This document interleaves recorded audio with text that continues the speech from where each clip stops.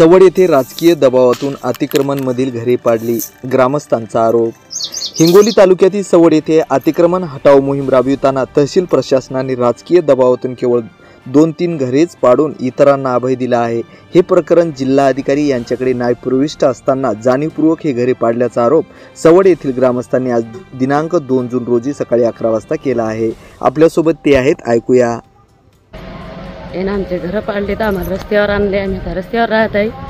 आमच्या 3 घरापुरतीच का मोजणी आली, पाडायची तर सरळ पाडायला पाहिजे होतं, नाहीतर दुसरे घर ठेवले तर आमचेच कसे पाडले तर आम्ही आता रस्त्यावर राहत आहे। 3 घरची माणसं त्याने सगळं दबावापोटी केलंय, त्याची सगळे माणसं नातेवाईक आहेत, आमदार आहे, म्हणून आमचे घर पाडले तर आम्ही आता रस्त्यावर स्वयंपाक करून खात आहे। तरी आम्हाला काहीतरी सरकारनं मदत करायला पाहिजे। सरकारचा असा नियम आहे की ज्याला घरं नाही त्याला घरं घेऊन देतात, आणि आमचं घर का पाडलंय? आम्ही 3 माणसं रस्त्यावर राहत आहे, 3 घरचे कुटुंबी, आम्ही रस्त्यावर आता किती दिवस राहायचे? सरकारनं विचार करायला पाहिजे आणि त्याच्यावर काहीतरी आम्हाला मदत करायला पाहिजे।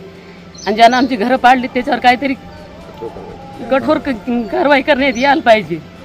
आज अशी उन्हाचे तडाखे, आणि आम्ही शेतकरी माणसं आहे, आम्ही शेतातली कामं करावं का हे घरची कामं करावं? बरसात आता तोंडावर आलेली आहे, याचा सरकारनं काहीतरी विचार करायला पाहिजे। तहसीलदाराला आम्ही लय सांगू लागलो, पण आमचं घर डोकं गेले।